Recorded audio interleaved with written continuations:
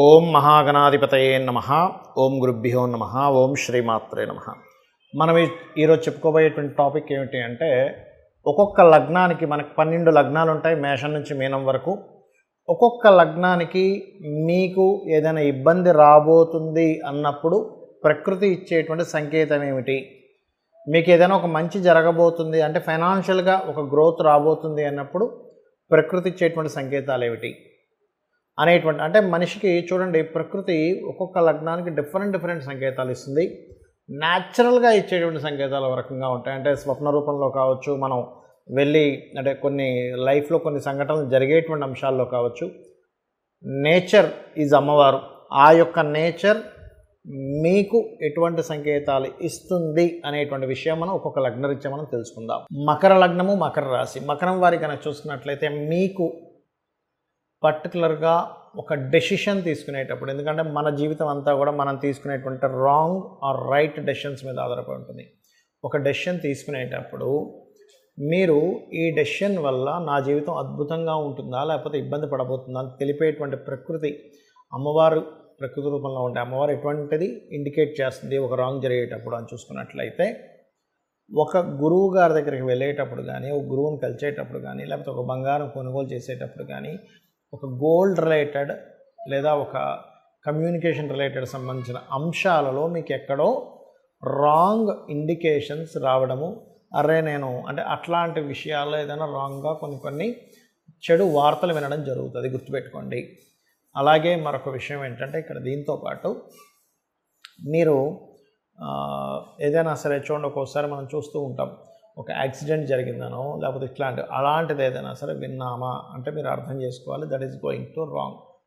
అదేవిధంగా మరొక విషయం ఏంటంటే, ఇక్కడ ఇదేమో మనకి దైనందిన జీవితంలో మనకి స్వప్న రూపంలో రావచ్చు, లేకపోతే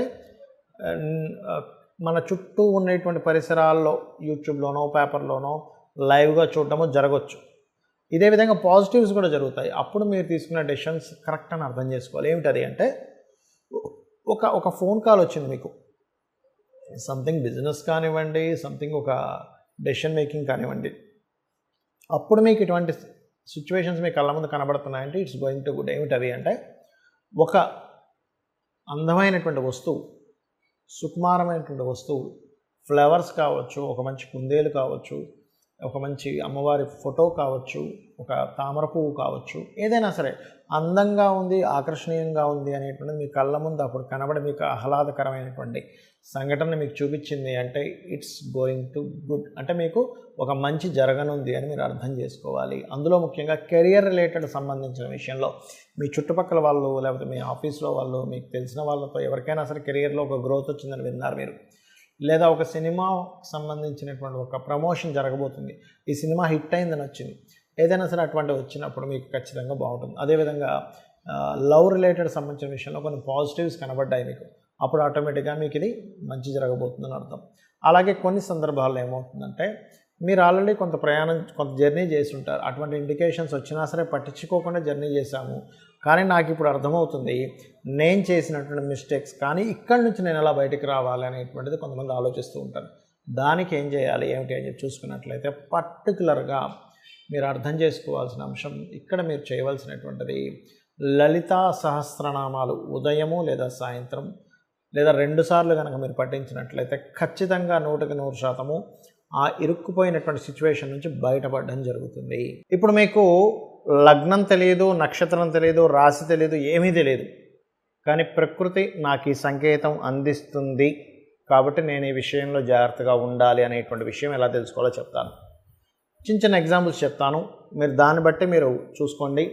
మనం చూడండి, ఎవరినైనా ఒక వ్యక్తిని అప్రోచ్ అయ్యి అతని ద్వారా మనం బిజినెస్ చేద్దామనో లేకపోతే ఏదైనా ఒక సబ్జెక్ట్ నేర్చుకుందామనో లేకపోతే ఇంకేదైనా అతనితో లైఫ్లో ఒక జర్నీ చేద్దామనేటువంటిది కొన్ని సంఘటనలు మన లైఫ్లో జరుగుతాయి. అంటే ఎలాంటివి, ఒక బిజినెస్ చేయడం కానీ, ఒక అగ్రిమెంట్ రాసుకునే విషయం కానివ్వండి, లేకపోతే ఒక వివాహ సంబంధించినవి. ఇవాళ రేపు చూడండి, ఇంతకుముందు పెళ్లి చూపుల్లా కాకుండా ఇవాళ రేపు ఎలా ఉందంటే, అబ్బాయి అమ్మాయి ఏదైనా ఒక పాయింట్లో కలుస్తారు.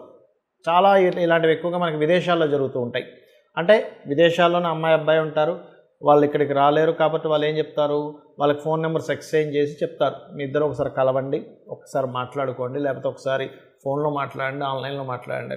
అలాంటప్పుడు మీకు ఆ పార్ట్నర్ని ఎంచుకునే విషయంలో కావచ్చు, అది లైఫ్ పార్ట్నర్ బిజినెస్ పార్ట్నర్ అంశంలో కావచ్చు, తరచూ మీకు ఏదో ఒక ఆటంకం జరుగుతుంది ఆ ప్రయాణంలో. అంటే అక్కడికి వెళ్ళేటువంటి పరిస్థితుల్లో కావచ్చు, ఆ ఫోన్ కాల్ రిసీవ్ చేసుకునే పరిస్థితుల్లో కావచ్చు, అది మీకు సరైనటువంటి సంబంధం కాదు అని మీరు అర్థం చేసుకోండి. అదేవిధంగా ఒక్కొక్కసారి మనం కొన్ని కోర్సెస్ చేస్తుంటాం.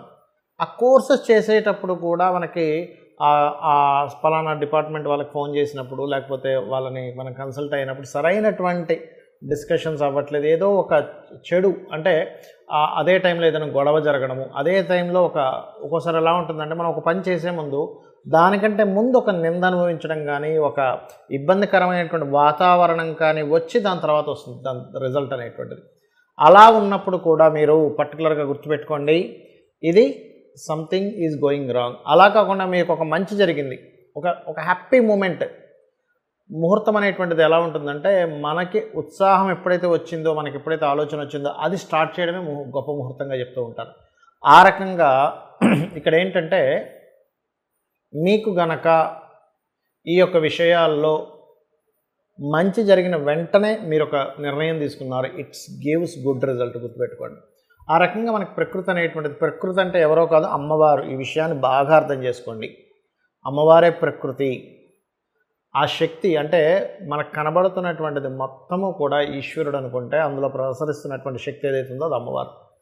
ఈ రకంగా మనకు ఒక్కోసారి స్వప్నంలో కూడా వస్తుంది.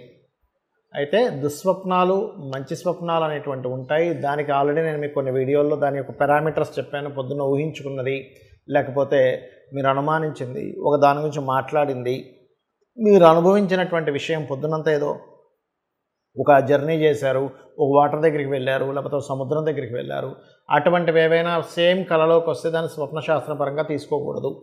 ఇవేవి కాకుండా మీకు స్వప్నంలోకి రావడము, అనారోగ్యంతో లేకుండా ఆరోగ్యంగా ఉన్నప్పుడు వచ్చినటువంటి స్వప్నము, అది కూడా సమయాన్ని బట్టి, రాత్రి ఏ టైంలో వచ్చిందా, లేకపోతే ఎర్లీ మార్నింగ్ వచ్చిందా, అర్ధరాత్రి వచ్చిందా అనేటువంటి చూసుకోవాలనేది కూడా నేను మీకు గత వాటిలో చెప్పాను. అయితే ఇక్కడ నేను చెప్పేది ఏమిటంటే, మీకు ఏదైనా సరే ఆదివారాలు ఎక్కువగా జరుగుతున్నాయి మంచి విషయాలు, అప్పుడు మీరు ఆదివారాలు లేదా రవి నక్షత్రాలు లేదా 1 నుంచి, అంటే 1వ సంఖ్య వచ్చేలాగా, అంటే 1, 10 లేనట్లయితే ఈ రకంగా 28వ తేదీ, ఈ తారీఖుల్లో మీరు ఏదైనా ప్రారంభించండి. అలా కాదండి నాకు ఎప్పుడు సోమవారాలు బాగా కలిసి వస్తుంది అంటే మీకు ఇండికేషన్ అనమాట, మీ జాతకంలో ఎక్కడో చంద్రుడు బాగున్నాడు. అందుకని అప్పుడేంటి 2 వచ్చే సంఖ్య లేదా చంద్ర నక్షత్రాలు. ఇప్పుడు రవి నక్షత్రాలు అంటే ఏమిటి, సర్వసాధారణంగా కృత్తిక, ఉత్తరాషాఢ. చంద్ర నక్షత్రాలు అంటే రోహిణి, హస్త, శ్రవణం. ఈ రకంగా ఈ నక్షత్రాలు లేదా ఈ వారాలు. అయితే ఇక్కడ ఒక చిన్న జాగ్రత్త తీసుకోవాల్సింది ఏమిటంటే, ఆ నక్షత్రాధిపతి చంద్రుడు ఆ రోజు బాగున్నాడో లేడో ఒక్కసారి చెక్ చేసుకోండి. ఇది వేటికి పనికి వస్తుంది. మీరు చూడండి, వాళ్ళ రేపు చాలామంది చేపల చెరువులని, రొయ్యలకు సంబంధించినవని, బిజినెస్ సంబంధించినవని నష్టపోతూ ఉంటారు. ఆ రోజు మీరు ఆ సమయంలో కనుక ప్రారంభించినట్లయితే ఖచ్చితంగా మీకు ఆ డే, ఆ నక్షత్రము, ఆ యొక్క నెంబర్ మీకు సపోర్ట్ చేస్తుంది బాగా. అదేవిధంగా మంగళవారాలు మీకు బాగా కలిసి వస్తున్నాయి అనుకోండి, మంగళవారాలే ప్రారంభించండి. అదేవిధంగా 9 నెంబర్ వచ్చేలాగా, మరియు మృగశిర, చిత్త, ధనిష్ట, ఇలాగా కుజ నక్షత్రాలు అయితే కుజ సంబంధించినటువంటివి. అయితే ఇక్కడ ఏంటంటే మనకి శాస్త్రంలో ఫలానా నక్షత్రం ఫలానా దానికి మంచిది అని చెప్పారు. దీని మీద నేను మీకు నెక్స్ట్ వీడియోస్లో చేస్తాను. ఏ నక్షత్రం దేనికి పనికి వస్తుంది, దేనికి సంబంధించిన స్ట్రెంత్ దేనికి ఉందనేటువంటిది, అది నేను మీకు నెక్స్ట్ చేస్తాను. అయితే ఇక్కడ ఏంటంటే మన లైఫ్ ఏదైతే ఉందో, ఎవ్రీ సెకండ్ ఎవ్రీ మినిట్ మనం తీసుకునే నిర్ణయం మీద ఆధారపడి ఉంటుంది. మనం అనుకుంటాం మనం నిర్ణయం తీసుకుంటున్నామని, కానీ మన నిర్ణయం వెనకాతలు ఉండేటువంటి అద్భుతమైన శక్తి ఏదైతే ఉందో అది అమ్మవారు మనకెప్పుడు కూడా కనెక్ట్ అయి ఉంటుంది. అయితే మనకు కంప్లీట్గా కనెక్ట్ అయ్యి ఉండాలి అంటే మీరు అమ్మవారితో ఎప్పుడు మాట్లాడుతూ ఉండాలి. అంటే అలాగా మీరు ఏదైనా ఒక పని చేసేటప్పుడు నేను ఇది చేస్తున్నాను అమ్మ, నాకు ఇది మంచా కాదా నువ్వే నిర్ణయించు అన్నప్పుడు ఏం చేస్తుందంటే అమ్మవారు ఖచ్చితంగా అక్కడ కనెక్ట్ అవుతుంది. అలా కనెక్ట్ అయ్యి మీకు ప్రతి అంశంలోని, ప్రతి అడుగులోని, ప్రతి దీంట్లోని మీకు సపోర్ట్ చేస్తూ ఉంటుంది. తద్వారా మీరు ఎప్పుడు సక్సెస్ రేట్లో ఉంటారు. కాబట్టి మీరు చేయండి, ఖచ్చితంగా మీరు లైఫ్లో సక్సెస్ అవుతారు. దీంతో పాటు ఉదయము సాయంత్రము కూడా లలితా సహస్రనామాల యొక్క శ్రవణము లేదా పఠనము చేయండి. 100% లలితా సహస్రనామాల వల్ల శ్రవణం కానీ పఠనం కానీ చేసినప్పుడు ఏమవుతుందంటే మన కర్మలన్నీ కూడా మన ఆరాతో కనెక్ట్ అయి ఉంటాయి, మన షట్చక్రాలతో కనెక్ట్ అయి ఉంటాయి. ఆ ఆరాలో ఉన్నటువంటి బ్యాడ్ కర్మాస్ ఏవైతే ఉన్నాయో ఈ యొక్క లలితా సహస్రనామాలు కానీ లేకపోతే విష్ణు సహస్రనామాలు కానీ ఆ యొక్క తరంగాల ద్వారా అవి క్లియర్ అవుతాయి. మన చుట్టూ ఉన్నటువంటి ఆరా మన యొక్క సక్సెస్కి మన యొక్క ఫెయిల్యూర్కి కనెక్ట్ అవుతుంది. మీరు ఎప్పుడైతే దాన్ని క్లియర్గా పెట్టుకున్నారో మన నిర్ణయాలు, మన సక్సెస్ రావడం ఇవన్నీ కూడా అద్భుతంగా జరుగుతాయి. అమ్మవారి యొక్క అనుగ్రహం మీకు కలుగుతుంది. శ్రీమాత్రే నమః.